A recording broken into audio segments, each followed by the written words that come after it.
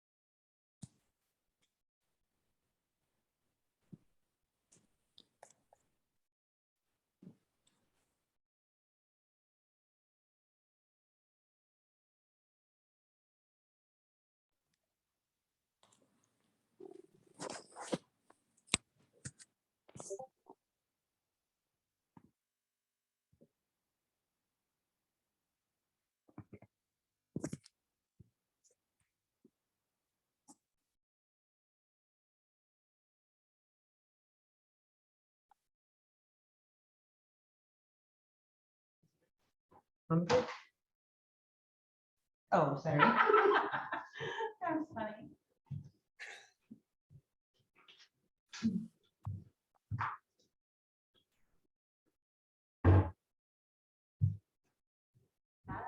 There's no little red thing now.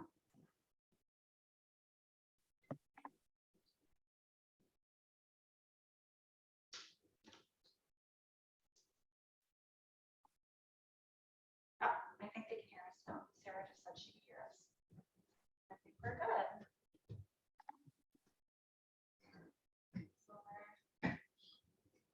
So we have Jessica, Sarah, Sean, Julie, and Mike. All right, I think those are just about all the people that we're planning on connecting with.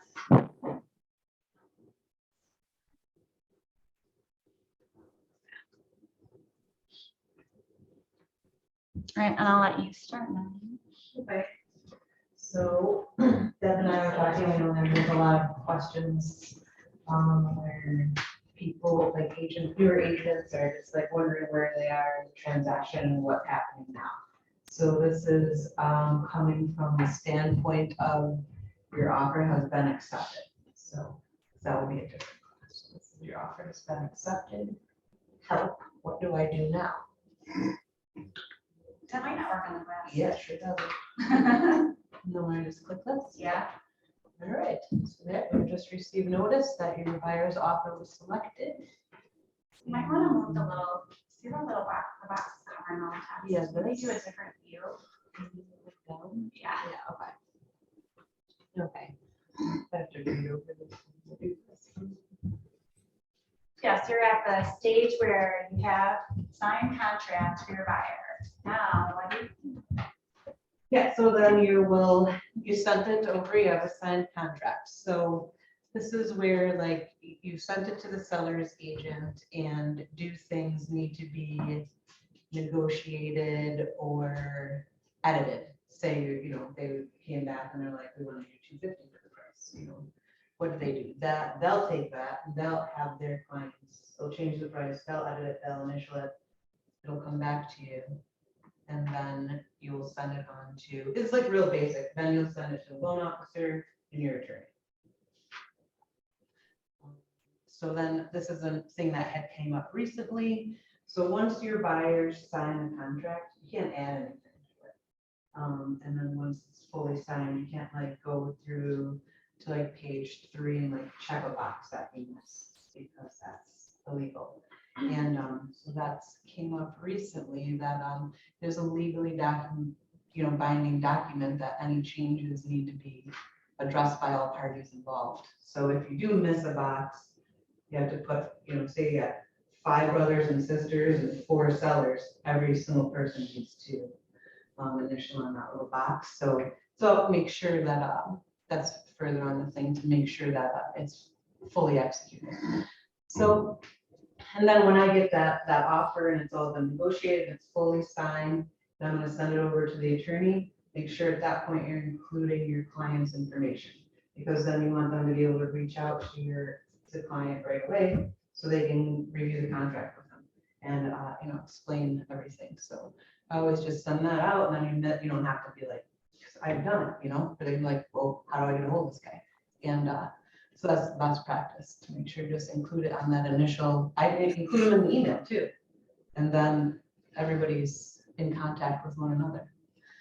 You just really want to make sure, and then this is what, Shannon, Dever, I can help with, that when you are sending your contract to the attorney, you want it to not have any like blanks, where it says like purchase price and it says concessions, don't leave that blank, put a 0 there. Like you want it to be filled out. And a lot of times I'll see on like page 3, like attachment A in a contract, you take that information, you transport it into the page 3 of the contract.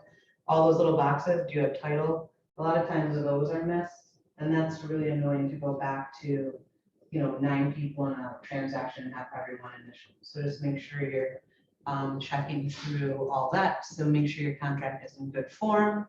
It's not like a crazy scribble mess with things all over the place, because it has to go to a loan officer, bank professional people. You're a professional person. You want it to look professional. But yeah, fully executed, because they will kick it back, and then filled out to the best of your knowledge. That's the agency thing. And then that's another thing that has come up recently. Attorneys do not negotiate the terms of the contract. So if you're like just leaving something blank, like, or just not putting it in and be like, well, they'll figure it out. They're not going to. They're going to kick that back to you. You negotiate a contract, you sign it, and then you send it to them for approval. They're not going to go back and forth with another attorney at that point to negotiate things in the contract for you. That's our job. Most attorneys. So when I'm there and I'm, honestly, if I think we're going to get it, we're not in one of these crazy multiple offer situations that are going nuts and you don't know if they're going to get the house. If I know my client wants the house and I think they're going to get the house, while I'm at the house, I'm already like talking about home inspection, because I want to put in the contract, maybe we'll have this inspection done in 3 days. So I already talked to Chris, I'll be like, yeah, anything for 3 days from now? Be like, I got one appointment. I'll be like, all right, kind of didn't hold that for me. So I'm going to go back and I'm going to let these guys know we'll have this inspection done in 72 hours. And I get, because then if it doesn't pass, they get it right back on the market, and then it's not too much skin off their teeth. So, so I always kind of get on that, get that inspection, because on the contract, it's 7 days if you leave that spot blank. And you want to have that done because there's a series of timelines. And so get that appointment, go to the home inspection. You'll learn a lot. You build rapport with the client and the inspector. I've probably been on, like, how many home inspections have you been on? Yeah. Every single one. Every single one. Every Me single too. one. Yeah. Rochester, Batavia, Grant. I actually really like going to home inspections. Basements, I go to all. I learn all around the house. Yeah. And then when I'm talking to like new clients, to like, you know, when my son referred me to a client, his friend, how old am I? But anyhow, so I went with him and I was just like, you know, he's like, you know, I'm worried about issues coming up. And I'm like, well, I think home inspection should be mandatory for the first time home buyer. Should not be a negotiable thing. But I was like, but in that case, I can help out because I've been on I've been on 30 home inspections, you know, and how much is that? 30 times 3 hours, that's, you know, so valuable hours of experience. And then you know things to look for because you learn things from the home inspectors. And when you're out on the next showing with another client, you're like, wait a minute, I'm gonna look for that in this house because. Yeah. And it's completely normal to have the buyer come too. The buyer should be at the home Should be, inspection. yeah, should be. No question. It's just one of those things I never really. Yes, that's a good question. Sometimes we're like, oh, I don't know, but no, a buyer should be there, and sometimes we're like, oh, I have to work, and I'll be like, you need to, we'll schedule a time you don't have to work, you need to go, like, they're gonna teach you how your house works, you know? Like, what if you have like some weird feature, your home inspector should be able to walk you through it. Yeah, even if you're not following the home inspection around the entire time, you're like, kind of have to let him do his thing too. Yeah. But like some of my clients have like done measurements for their furniture a lot at that time, or you just talk Yeah. about. Yeah, or just the home inspectors, like, you have a first time home buyer, they're like, Yeah. this is a humidification unit on the furnace, like, they wanna. As a first time home buyer, you don't know where your gas shut off is, your water shut Yeah. off is, how to shut off your electric if something happens. Yeah. Especially if it's a girl. They don't know that stuff, nor do they care. I'm just saying. Yeah, but they're in call it a day. It'd be better if they're there and they can see where all these shut off stuff is. Yes. Agreed. So valuable. So I would go to them, have your clients go to them. It's a huge deal. And they're paying good money for it, you know. What is a home inspection? $450 plus a radon test, $150 plus sewer scope, plus, you know what I mean? There's so many things they can add on to it. So I don't know if you guys have all done this before, but it's also for the recording. But you want to let your buyers know the home inspection is a report card for their house, and it's not a laundry list of items for the seller to repair. Unless there's a health or safety item. Health and safety items are very different to different people, you know, but you know, it depends on how you want to do that. To me, a GFCI and a house that's been there for 70 years is not going to be too big of a health and safety. And incorrectly vent out water tank that could put carbon into the house. That's something I want to see remedied.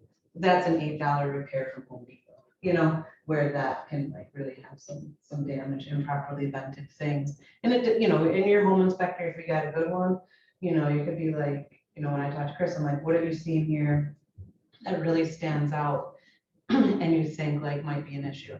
And it could be something as simple as like, I don't think that furnace filter's ever been changed in 40 years, you know, or something like that. And can just walk you through it. And then, you know, he'll give you like the hot button issues, and the home inspector I usually always sends me a copy of the inspection report as well, so I can go through it. Yeah, and it's like, they'll grade them as like red, yellow, green, you know, like red, you got a problem. Yellow, keep an eye on it while you live in the home, and then green, you're ready to go.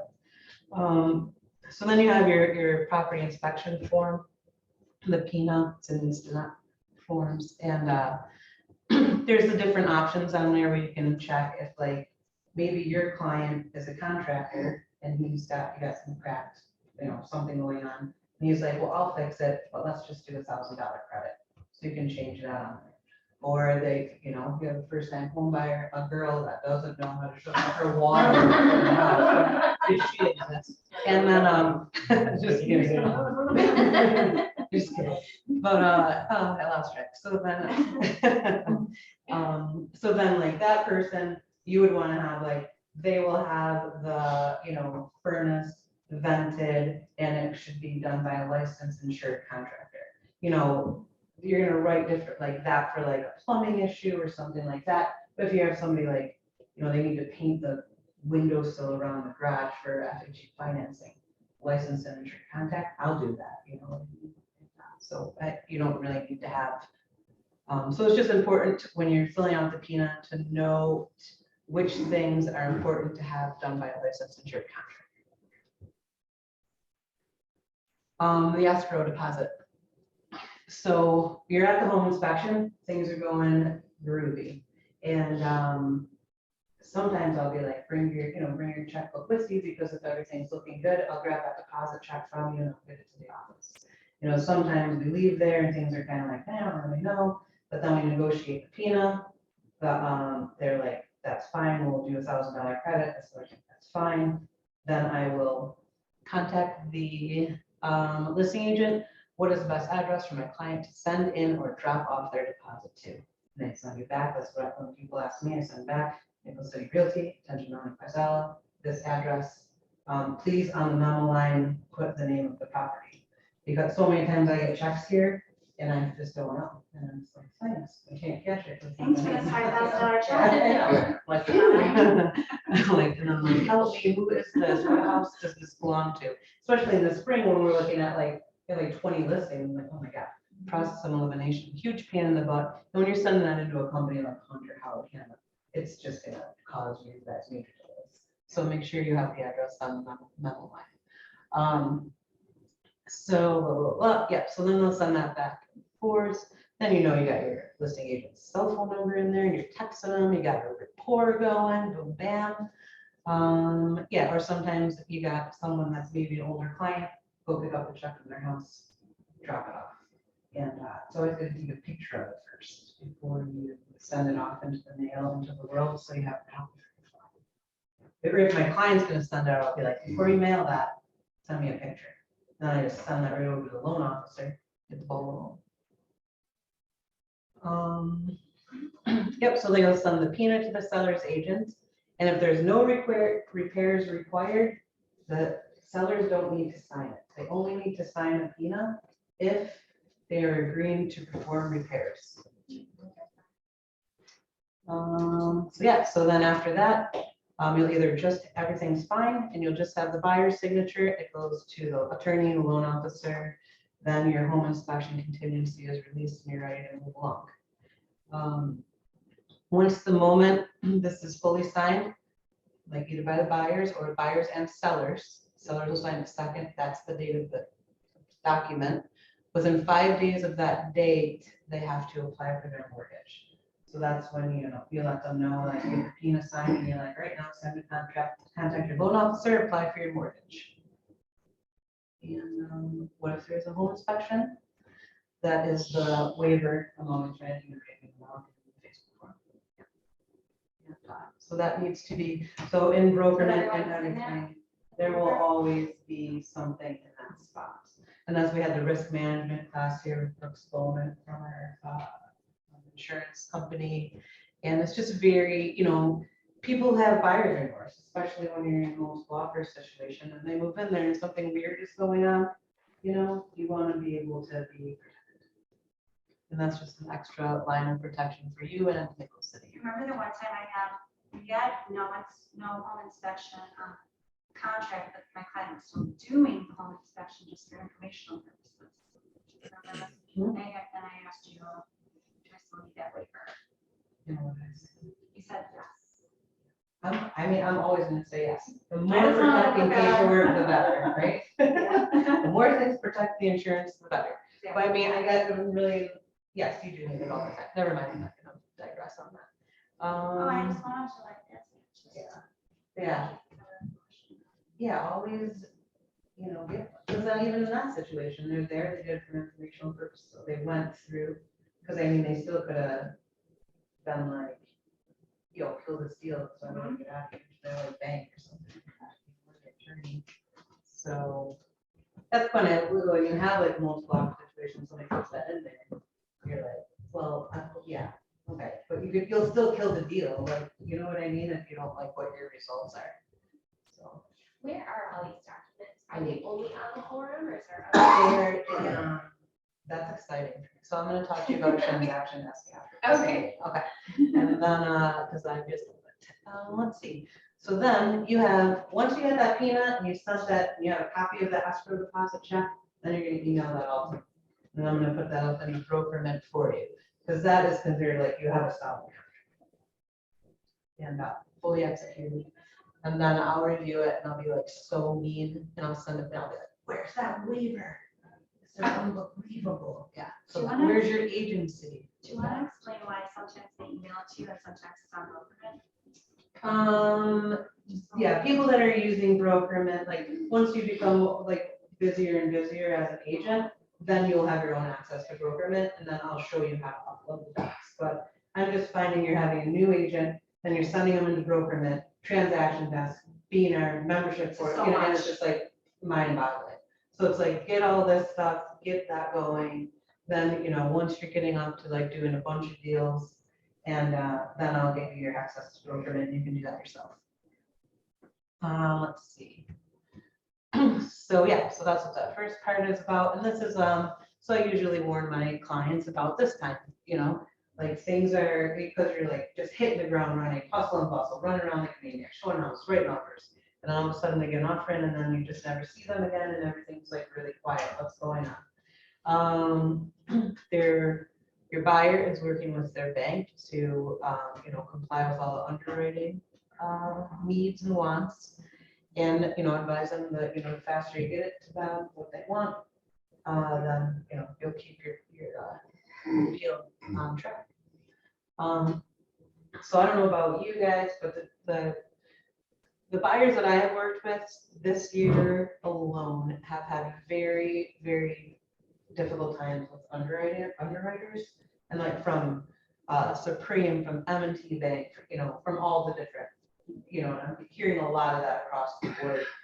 The underwriters are just taxed out and they've lost all, they got black hearts now. Just kidding. But none of them watch this.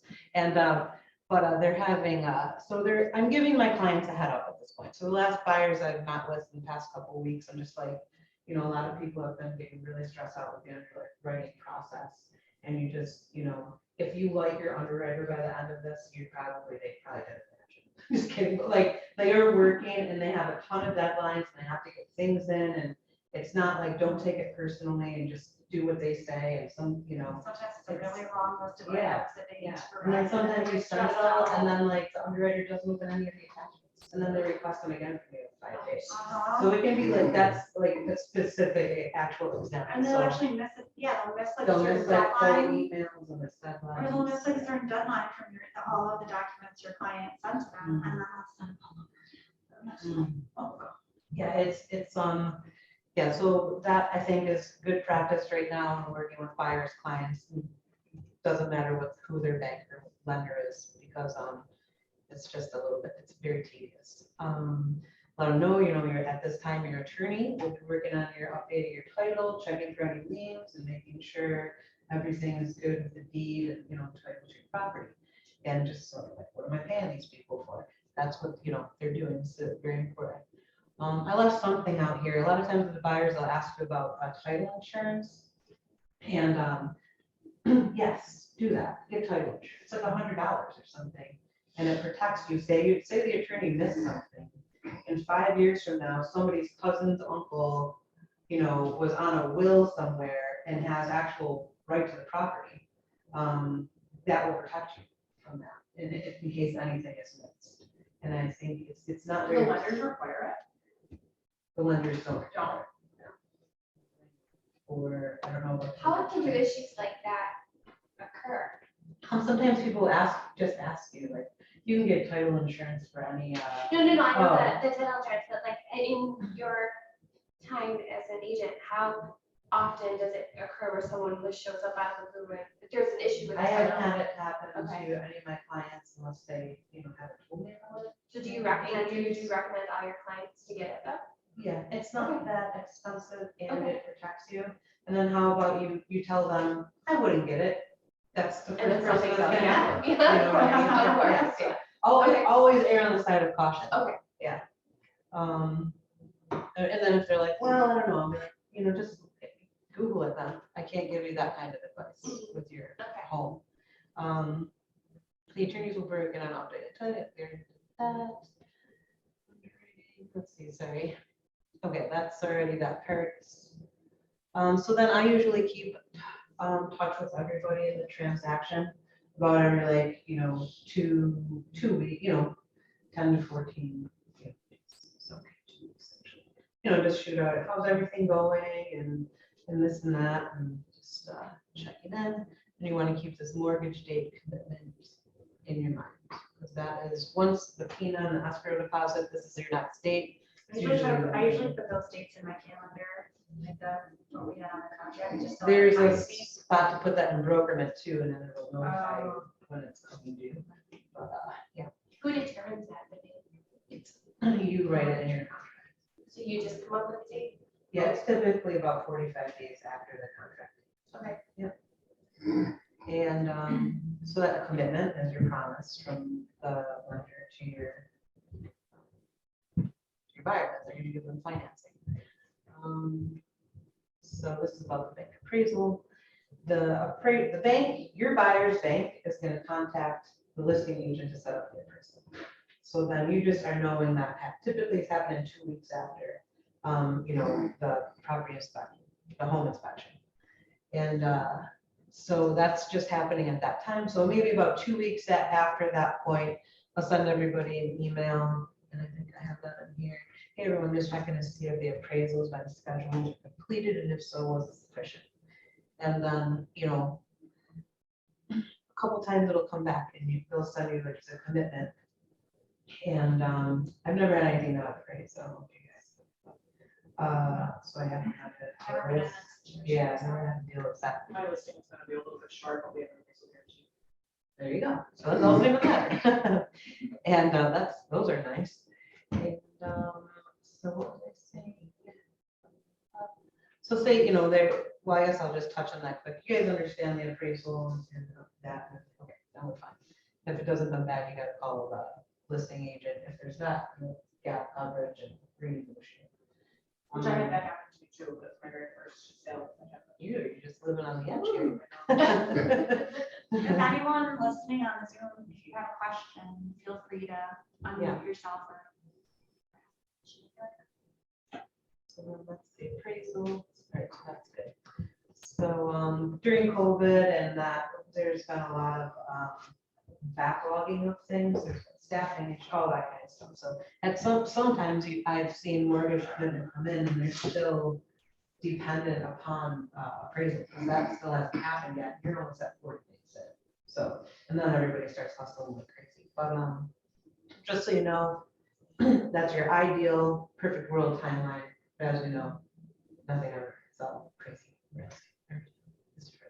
But so yeah, the mortgage commitment, and that's the one on the contract. And I even wrote like the page 5, paragraph 10, B, so paragraph 3. So you can look and you see, and you're like, oh, that's where she's talking about. So the mortgage commitment date is coming along, and like things got a little gray with these during COVID too, but this is very important data on the contract. You want to be like watching that and monitoring that to make sure that that commitment comes, because if you don't get it and say the seller's neighbor is like, oh, my water bill, you know, and so they're not harassed, because typically the seller will be harassing you for it too, because they want to lock down. You're not hearing anything from anybody, you're like, uh-oh, then you let that pass, that whole contract can be thrown out, and then they can sell the house to another family.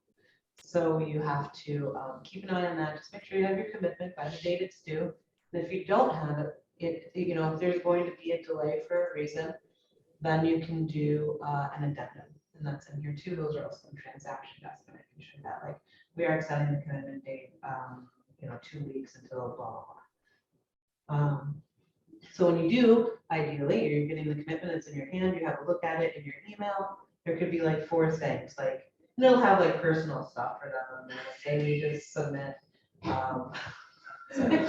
just kidding. They need to submit like 2 weeks of pay stubs from, 2013 when they sold their lawnmower or something like, whatever they need to do. That'll be there in there, and then you'll be able to check and see in there also, like the appraisal box will be checked, and then say it's an FHA loan, or even, any type of thing, if the bank is requesting any repairs, those will be in there as well. So then you'll see that, hopefully you're not seeing it that late in the game, but you'll also see like the things that your buyer hasn't done yet. And like, what are you doing? You gotta do this, this, and this. It's on the thing, you're not gonna close. We're 2 weeks away from closing, and you haven't even sent in, your, whatever, your bank statement. So that gives you a real like hard look at where everybody is. And hopefully all the little boxes are checked, and you're just like high five. And then, so it might have required, conditions, that's what those are called. Any repairs and negotiate with the state. So then that's your addendum. It's the only way you can alter a fully executed contract after an attorney approval is by sending an addendum. So you can extend commitment date, closing date, address any appraisal issues, add or detract people. That's really the most common thing when you're like have a contract and then like they kick it back and they're like, actually, you need to add his wife, take off his sister, put on his uncle. You know what I mean? It's like this big, or changing it from a person to an LLC, or changing, that's a lot of, most common addendums I see uploaded in BrokerNet are for those reasons, or extending commitment date. And then you will use an addendum to that, signed by all parties, sent to all parties. Let's see, closing. So then after that commitment is when I really turn on the screws, When's the And, closing date? Yeah, I'm like, oh, we have the clear, that's when the loan officer and me are like, and I'm like, so we got the clear to close, we got the clear to close, we got the clear to close, was that clear to close? So we got the clear to close. And then the underwriter is like, this person is terrible. I'm like, let's do this. And like, I probably get a little overbearing. And then, so I get that, and I get that clear to close. And then, because then they're like, well, yeah, that's where that thing Doug was saying. And they're like, oh, yeah, but it just like the month changed. And they're like, we need all the bank statements from the buyer, And you're like, calling your buyer, you're like, we're almost got to have it clear to close. Like, get those bank statements over to. Yeah, if they say there's like one little thing we need, and you're like on top of that item, like, get this to them. Yeah, like I will come to your house and I will go I'll into your file pick it up and cabinet. drop it off. Yeah. What do you need from me? And that's when like, yeah, they're always like one little piece of paperwork away from the clear to close from the bank. Once you get that, then I email the buyer's attorney and I'm like, we've got the clear to close from the bank. I'm like, now is your time for you guys to just like get cooking along with their schedules. And because the bank has an attorney, the buyers have an attorney, the sellers have an attorney. Can you imagine closing a deal without an attorney in another state? There's so many attorneys involved in New York. So then who, explain to me, the actual closing, who goes, where do they go, We are an attorney state, we don't go to closings. So the buyers, and, okay, And it's changed too. before COVID, everybody went downtown, Erie County, right. clerk's office, and then it was a unified there. So after COVID, it's all sometimes at the seller's attorney's office, sometimes at the buyer's attorney's office. It's all, can be different. It's and not with it's- us anymore. It's usually, It's never was with us. It's never, it used to be downtown. You just go and file. When I bought my it. house, my agent was there with the keys, but yes, it's an attorney's office, Do the buyer and seller both have to go? not the seller. The seller signs everything way beforehand, and then they have that packet and they go and bring everything, and then the buyer signs, and then the attorney exchanges money. And then, the buyers bring all their checks, they're like, go to your bank, get the check made out, this. They come with the checks, and then the seller, the attorneys, they file the paperwork downtown, get their deed in I don't know, a year or something like that, with their name on it. But, yeah, so it can really be at any place at this point, yeah. So where your buyer is going to give money in checks and that kind of thing. I kind of choose my attorneys now based on locations, because I had a Yeah. client that lived in Lancaster, and she didn't drive, she was gonna her daughter driver everywhere, so I tried to focus on Lancaster attorneys for her, so she didn't have to go that far. Oh, So, absolutely. they have the attorney's office, Yeah. That's like, Yeah. Yeah, Nancy Seicher over by the airport for me in Cuba, and like they have a Dropbox and Very all that. central. It's very central. That's the airport, so you're like boom right there. So I like that one a lot. And so let's see. So you have the clear to close and Device disconnected. Oh, I like sitting here. know. Do you think they're, do we need both of them? Battery high. No phone is connected.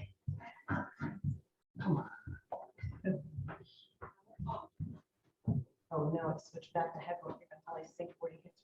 Battery high. Closing. Oh, how do I go? Oh, I don't mean to. How do I go backward? Yeah, that's over it. Okay. Okay, so that's why you wanna, check for updates on your closing date, because sometimes the attorneys just be like, we got closing scheduled for, Thursday. You're like, wait, this Thursday? And they're like, yeah, you know, oh my God, okay.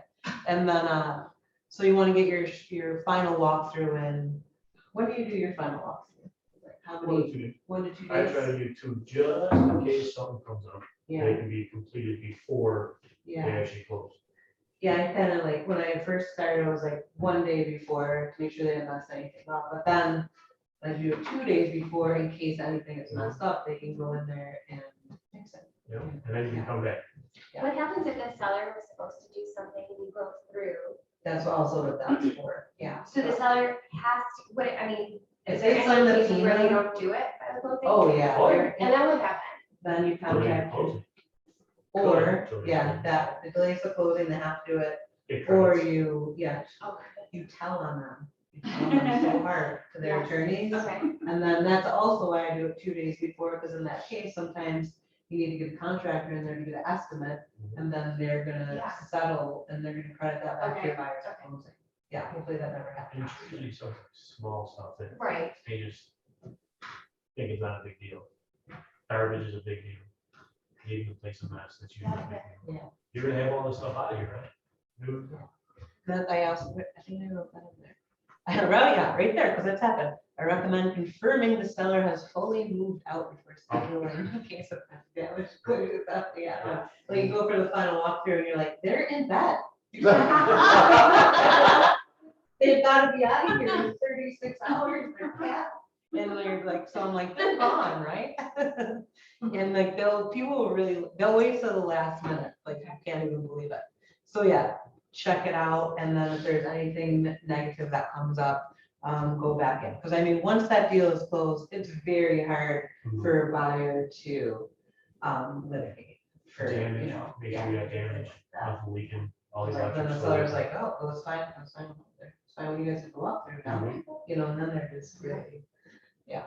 So then when I go to the final walkthrough, I'll take, you know, I'll see if there's a thing in there for that. Yes, right there. So this is what you're talking about, the transfer of keys. So the transfer of keys, so I go to the final walkthrough, and I'll be like, do you want me to take the keys with me when I go? And then, or, you know, how are you planning to get the keys to, you know, the attorneys? And then, because it's not like a downtown thing, meeting anymore, where Yeah, all, that's why yes, you're all right. yeah, yep. So now it's like, I usually, more times not, take the keys with me at the final walkthrough. And then I will, after closing, you know, I have like my clients call me, whatever, let me know that they closed. And then I'll go back to the property, meet them, give them their keys and give them their gifts. That's how I do it. Is that what you do? What do you do? Says what not to do. What? What not to do? Says they cannot be given the client or closing. The keys cannot be given to the client before closing. I've always given the keys to the client. Really? Oh. Oh, I never do. I wait until they They sign the get it. papers. They get a stern warning. These are your keys. So they don't, the reason why I do it that way is because the date of Turn off the closing. mic, turn off The day of closing, the last thing they want to do is be downtown and then try to find out where they're getting their keys from. And now granted, if you're gonna meet them there at a certain time, that's one thing. But if you're off doing something or at a job, you can't do that. So instead of having them backtrack to the office and do that, here's your key. You cannot enter the property or come back to the property until after you sign. And I always say, if you do, I go into a store, you cannot do that. I myself will get in trouble. But that's what I've always done. Yeah, for newer agents. Don't do really that. Cannot be, yeah, giving. Don't do that. That is completely illegal. Do You would be reprimanded. for it. not. I know, it would be a liability, like, if they don't listen to you and they do go there. Yes, that happened once. I had a real estate agent that was going in for surgery and she gave the keys to the buyer. And their horrible attorney never told them that they didn't close that day. And the guy went there that night with the keys and a hammer and started demoing. And there was no insurance on the house. Can you imagine that? So that, now I'm like, I so. wouldn't say everybody. There's been a handful where I had it because there were people that actually physically did not know. Yeah, that, Friends and stuff like that, I've always done. Other times they were left in the hunt office. I think they picked up here before. Yep. But Yeah, We have, sometimes it's left in an Yeah, we have the envelope. vestibule there, and just write their name on it, you get the vestibule form to pick up. Or the last time I wasn't able to drive there after the girls closing, so the night before closing, I went to the buyer's attorneys. The buyer has to see the attorney, the buyer's attorney, buyer has to see the buyer's attorney. So I took the key that night, put it through their Dropbox, they handed the key to my buyer the next day. That's the safest way to do it. And I think probably the most satisfying, where I'm not involved. I love handing them the key though. After Yeah, they that's what I'm sign- saying. After Most they satisfying sign where I'm not their involved. their closing documents, I love that feeling of like, here's your key. It's so Yes, fun. yeah. It's- But yeah, but if you can't do it like, then the attorney, they give them all these checks. And then the attorney's like, what, like that kind of thing. And, yeah, so that's the key process. It's gonna change depending, on circumstances. And then you just have to remind your clients to transfer the utilities the day of closing. Like, go to your house, transfer utilities. You don't know, there's crazy sellers out there sometimes. They set up shut off dates for their things. Then your clients go in, and they're like, I was here, and the lights were on, now the lights are off, what do I do? Then they call my site, and they're like, oh, we can't turn you back on for a week. Right, so they get, and then you have to pay a reconnection fee and everything like that. So make sure you're telling your sellers, touch those utilities, and make sure you're telling your buyers, the day you walk in that house, the day you own that house, you transfer those. And then you're standing in the house and you give them your things. So that is a very important thing that will make your life a lot less annoying. Questions? So I did it from the buyer's perspective, just because it covers both avenues. In the seller's perspective, you can see how, it's all the same kind of thing, which is flipped. The bank will be calling you to schedule the appraisal. And most appraisers have access to showing time, box combo, they get all that information. But as the listing agent, you don't go to the inspection. No. My first listing, I really told the inspection company, let's go pay us. They're like, I'm like, just kidding. Yeah, you can be there if you want to. I know, but you just don't know. When you get your first few transactions, you just don't know. Yeah, that's right. The buyers are paying for their home. Unless you're just a huge fan. Oh, I forgot about the last one. Sure, we need to lock in. Who do you guys love for home inspection? I love, I don't know anyone yet. I love Chris Park from Guardsman. I use them too. Chris Chris Park. Park. Guardsman. And then you want to make sure when you're recommending anyone to your clients that you give them more than one choice. Don't So only- who else did I get? I Pillar really to don't know post. anyone. We have information for a few. Yeah, there's a whole Okay. bunch of them. Okay, Pillar to Post has complete folders in there. Okay. Check them out. You have to give them more than one option, but you can say, here's 2 options for home inspection. I don't know about these guys, but Chris Park comes highly recommended. Okay. You can do that. Okay. Nancy Syed for an attorney. I try and only give that option. I remember I think using she's so good. Nancy. What do you use for attorneys? I heard Rick Forrest. Like, I'm using Mike Kelleher for attorney or Rick Warren. I've been using Rick Warren. A lot of Or people. maybe it's like them. Really on top of it. Yeah. Yeah, my Yes. clients actually, it's been really. I've heard it. Good things Mhm. about them too. Definitely. A lot of our agencies here at home too. I used Eric Malone for the first like 3 or 4 or 5 years. He's not my go-to though. And yeah, well, after his paralegal left, like I had such a good rapport with her. It was like Sandy. Yeah. Like Miss I her. would email, I would email everything to her and it would be done with and stuff like that. And paralegal was always on top of everything. And then she just disappeared one day. Apparently they, loans office let her go. And then the next one I used was terrible.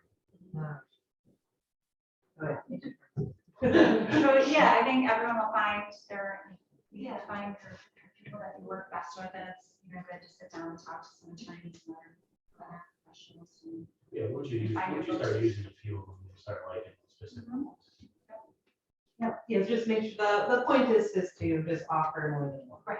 So that if they don't feel pigeonholed into using something, that something goes wrong, you won't be in trouble. So do we have a list? Like Like vendors Well, no, just attorneys and, Everyone kind of got their own. Yeah. I know, but like, someone who's like, when I was at Hunt, they had that buy design program, and it was a list of like 50 New York State attorneys. It's because And those, it's just so they, it that was called something, it's called, was called buy design. They pay to be. Yeah, no, it's Hunter called here. something else at Hunt, but I remember It it, was called buy I design. helped set that up, and those people actually paid to be on that list. Yeah, Yeah. So, it's not- So like if you're in that kind of situation, like that's their unpaid list, I want to refer people that people want to refer. So I would just in the Facebook forum, Yep. just search attorneys Okay. and you're gonna have anything, home inspectors, 1 million. Okay. Left-handed concrete contractors, like they're in there, Okay. like, I mean, Okay, that was a joke. I But got you.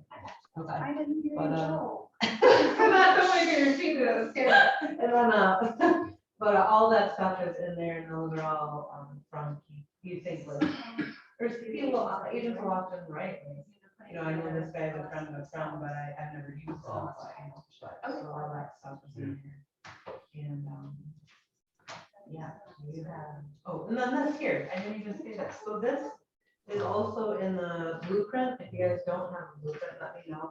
But this is a really great, this is also in transaction desk. If you need a copy of it, and this is your agent follows the contract, this is just what you should be doing. It's a little checklist, like, Charity's got his Lamans going, he's gonna be filling this out, all that right there. The appraisal, I'm gonna write the date, results, Y or N, and like, I'll just read through that, everything you need to be doing and everything going on. I like this list. Yeah, me too, and when I found it, I was like, Yes, wow. this is something I would can have been do. very helpful. If you want me to. Yeah, this, I think, as a new agent in your first deal will be very valuable to have.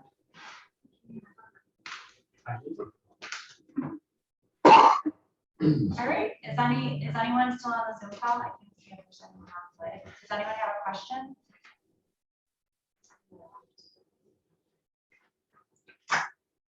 All right, thank you.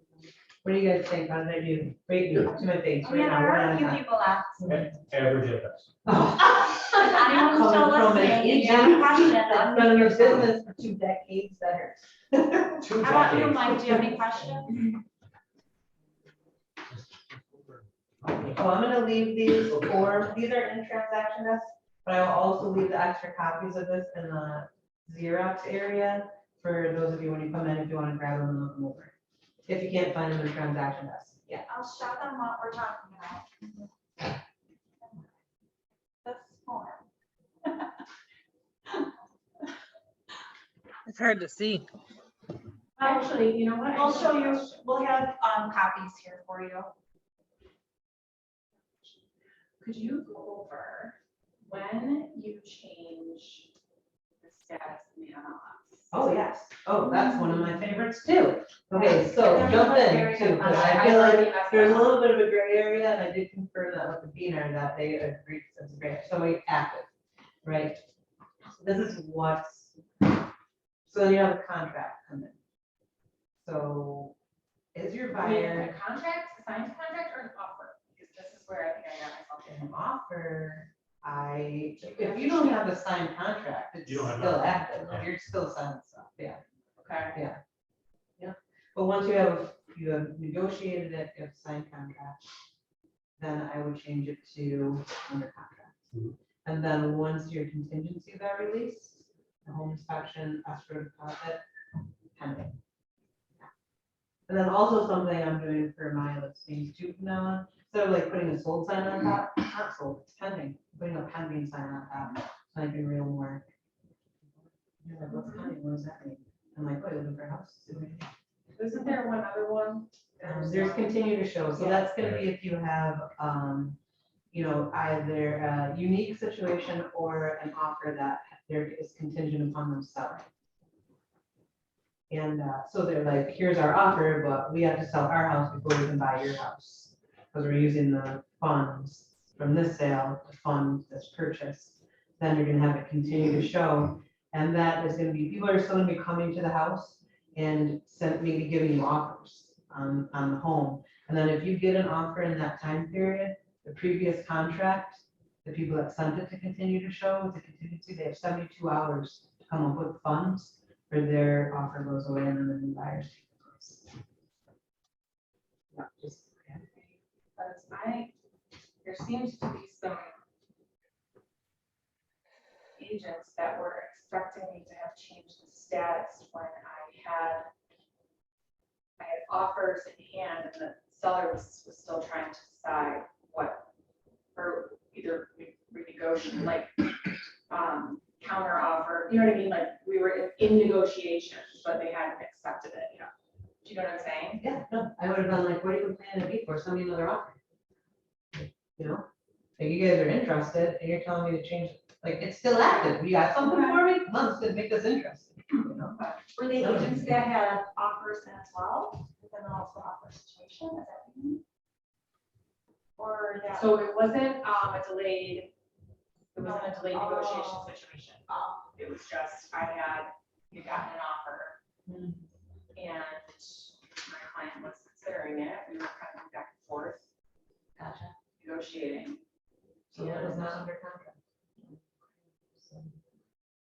So that's, I mean, that happens. I'll be going back and I'm like, man, these sellers are crazy, they're not taking this offer. And then while in that time, or like, maybe these buyers like lowball, and I'm like, yeah, you should have came up, you know, then another offer comes in, I'm like, sorry. We took these guys' offer instead because you know what I mean? So that, it's not, you haven't agreed to anything, somebody can bump that out. It's all parties have signed the entire contract. You're not under contract. Yeah, there is a little bit of a barrier with like meeting of the minds, you know, but I still, you gotta have a signed contract. Even if you negotiate it, and then, Jared, you guys saying something, the buyers like sending the stuff out, come to a meeting, you agreed on the price. And then they don't send you anything, you know what I mean? Yeah. Like, that's not, I don't have any, then they're like, no, but we came to a meeting of the minds. I'm like, I don't have any signed paperwork. You, like, I work for the sellers, I don't work for you, you know? And that's the most important thing in real estate, remember we work. Yeah, most important thing, you work for the sellers, you work for the sellers, keep zip. That's it, you work for the buyers, you work for the buyers. That's, I think, the most important thing I've learned.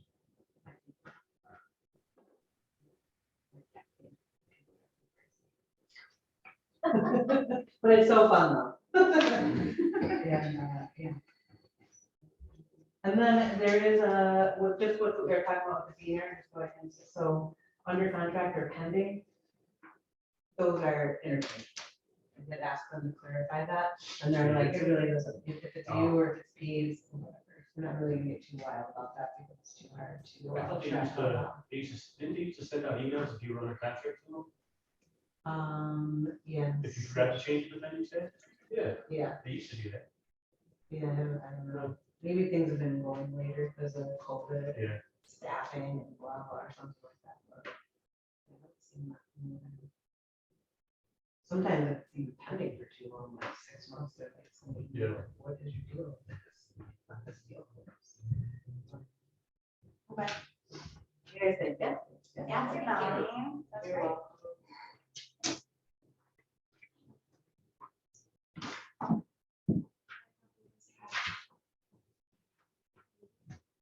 This one up.